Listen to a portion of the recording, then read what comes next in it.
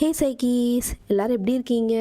ஒருத்தங்களை ரொம்ப வேகமாக உடைக்கக்கூடிய ஈஸியான வழி எது தெரியுமா?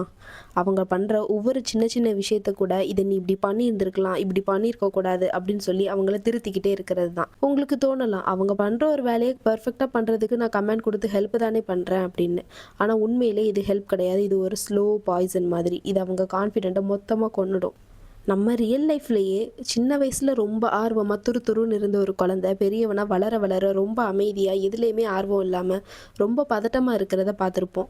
நம்ம கண்ணுக்கெல்லாம் அது சோம்பேறித்தனமாக தான் தெரியும். ஆனால் உண்மையில் என்னென்னா அவங்க மற்றவங்களால் அதிகமாக திருத்தப்பட்டு மனதளவில் நொந்து போய் இருக்காங்க. உதாரணத்துக்கு சொல்லணும்னா, ஹோம்ஒர்க் பண்ணிட்டு இருக்கிற ஒரு குழந்தைகிட்ட போய் நீ ஏன் இப்படி உட்காந்துருக்க, சரியாக உட்காந்து ஹோம்ஒர்க் பண்ணுன்னு சொல்கிறது. ஒரு ரூமை க்ளீன் பண்ணி முடிச்சதுக்கப்புறம் இவ்வளோ சின்ன விஷயத்த கூட உன்னால் சரியாக செய்ய முடியலையான்னு கேட்குறது. இதெல்லாம் கேட்குறதுக்கு நமக்கு சின்ன சின்ன கமெண்டாக தெரிஞ்சாலும் இது கிரியேட் பண்ணுற இம்பேக்ட் ரொம்ப பெருசு. நாளடைவில் நம்ம மூளையே நம்மக்கிட்ட சொல்ல ஆரம்பிச்சிடும், உன்னால் எந்த வேலையும் சரியாக செய்ய முடியாதுன்னு.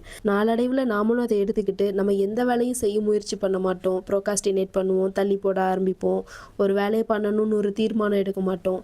இதெல்லாம் வெளியே மற்றவங்களுக்கு சோம்பேறித்தனமாக தெரியும். ஆனால் உண்மையிலேயே மற்றவங்க அதிகமாக திருத்துறதுனால என்னால் இது சரியாக செய்ய முடியாதுன்னு மனதளவில் முடங்கி போய் இருக்கிறது தான் இதோட உண்மையான காரணமே.